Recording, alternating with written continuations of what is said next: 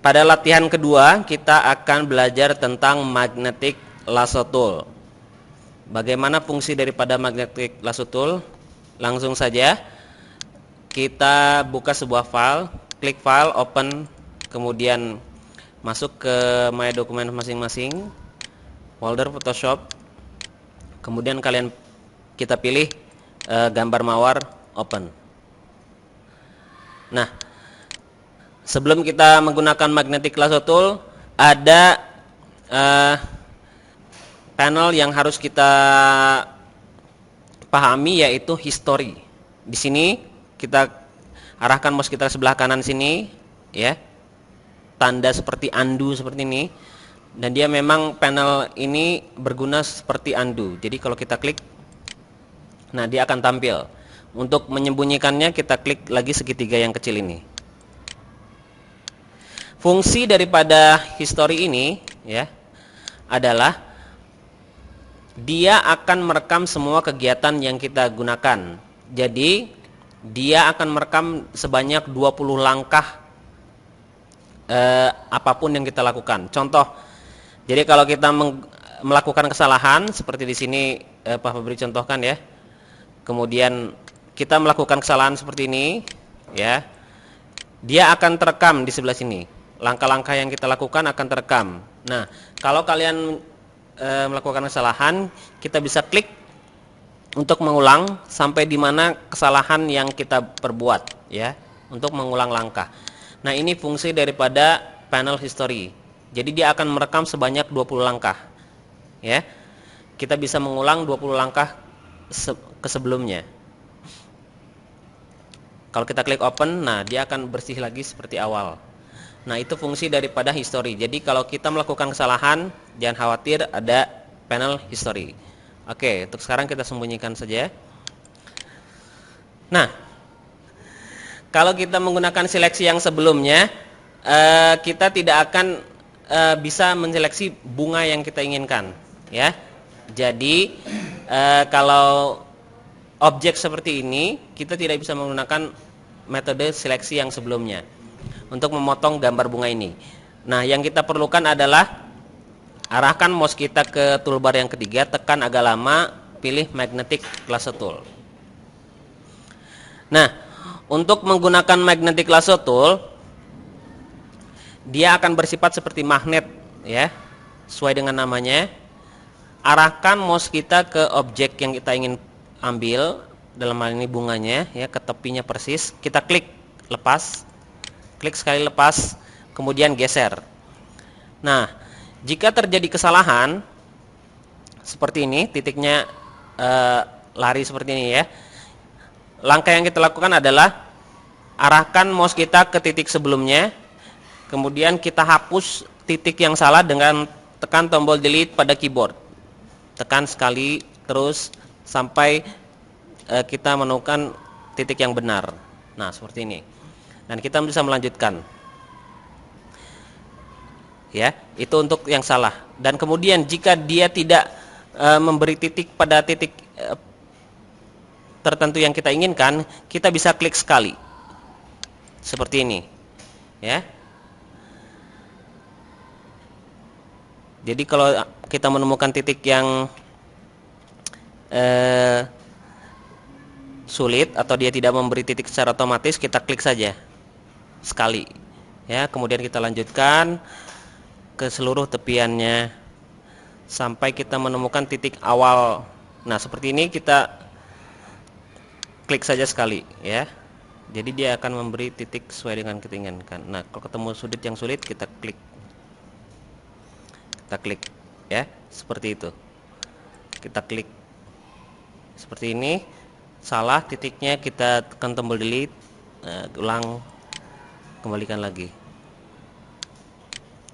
ya. Ya, seperti ini. Nah, ketemukan titik awal dan titik akhir seperti ini. Nah, nanti ada tanda lingkaran kecil, kita klik. Nah, dia akan selesai menyeleksi seperti ini. Ya, selesai seperti ini. Terlihat bahwa seleksinya membentuk bunga mawar. Kalau misalkan ini hanya sekedar contoh, kalau kita terjadi banyak seleksi yang salah seperti ini, ya, salah seperti ini, untuk mengulangnya karena terlalu banyak titik yang dibuat, ya, kita cukup dengan tekan tombol escape, ya, ESC pada ujung kiri keyboard atas kita. Klik sekali, nah dia akan hilang. Oke.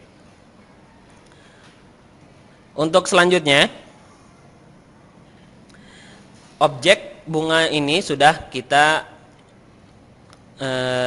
seleksi. Namun yang kita ingin ubah adalah warna backgroundnya, ya, gambar backgroundnya yang kita ingin ubah. Sedangkan yang terseleksi adalah bunga mawarnya. Nah, di dalam Adobe Photoshop kita bisa membalik seleksi, artinya dari objek yang kita pilih menjadi seleksi objek backgroundnya. Untuk membalik seleksi, kita klik menu select, kemudian inverse untuk membaliknya. Nah, sekarang berbeda dengan yang tadi, ya. Kalau tak historinya, ya, ini seleksi bunganya dan ini seleksi backgroundnya, ya. Nah, sekarang kita sudah menyeleksi backgroundnya. Kalau kemarin kita mewarnai background dengan paint bucket tool, ya, kemudian kita pilih warna, kemudian kita siram. Nah, sekarang kita ingin memberi warna gradasi, ya, ingin mewarna gradasi pada backgroundnya. Namun kalau kita warnai sekarang, ini akan merusak warna atau gambar aslinya. Jadi kalau kita kasih warna, contoh Pak Febri beri warna seperti ini. Lihat, gambar aslinya jadi rusak seperti ini, ya. Padahal kita ingin mewarnai tanpa merusak gambar aslinya. Untuk itu, kita ulang terlebih dahulu. Bagaimana cara mewarnai backgroundnya tanpa merusak gambar aslinya? Seperti kalau kita lihat di sini tadi, ya, gambar aslinya menjadi kuning-kuning seperti ini, terlihat dari layer ini. Nah, untuk membuat warna tapi tanpa merusak gambar aslinya, kita membutuhkan layer baru. Nah, bagaimana cara membuat layer baru? Di paling bawah, ya, di panel layers, ya, klik dulu kalau belum diklik panel layersnya. Kalian arahkan mouse kalian ke paling bawah sini di samping trash bin. Ini ada create new layer, ya. Kita klik tombol create new layer sekali. Nah, akan tampil layer baru dan dia transparan. Layer sudah terbuat tapi transparan, belum terlihat apa-apa, ya. Dia transparan. Nah, kalau kita warnai sekarang, lihat di sini warnanya merata dan tidak merusak gambar aslinya, ya. Namun kali ini kita tidak ingin mewarnai dengan warna solid atau warna penuh, kita menggunakan gradasi, ya. Caranya, klik tombol pen bucket tool-nya, pilih gradient tool. Nah, warna gradasi yang kita inginkan bisa kita ambil di sini, terlihat kuning ke putih karena mengikuti warna depan dan warna belakang. Jadi warna depan kuning, putih, dia gradasinya kuning ke putih. Untuk itu kita ubah sesuai dengan keinginan masing-masing. Misalkan merah, nah dia akan menjadi merah dan putih. Untuk mengubah warna belakangnya, kita klik tombol switch warnanya. Nah, seperti ini, dia akan berubah, ya. Kemudian baru kita pilih warna yang lain, seperti ini, ya, untuk mengubah warnanya. Nah, karena kita sudah mengklik gradient tool, arahkan mouse kita ke mana saja, dari arah mana saja. Contoh seperti ini, dari atas ke bawah boleh. Kita klik tarik, ya, seperti itu. Atau dari arah samping boleh, klik tarik, ya.